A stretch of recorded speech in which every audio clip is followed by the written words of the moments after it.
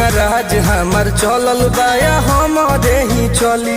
ढेर अइले गइले गुंडा माफिया कतने बाहुबली, केहू के बस के चीज नइखे। इहाँ राज हमार चलल बाया हमारे ही चली। ढेर अइले गइले गुंडा माफिया कतने बाहुबली, मार के गोली बन कदम बोली हरदम ला सुता दे। माहौल जवन बदली ओहके दुनिया से उठा दे। माहौल जवन बदली ओहके दुनिया से उठा दे।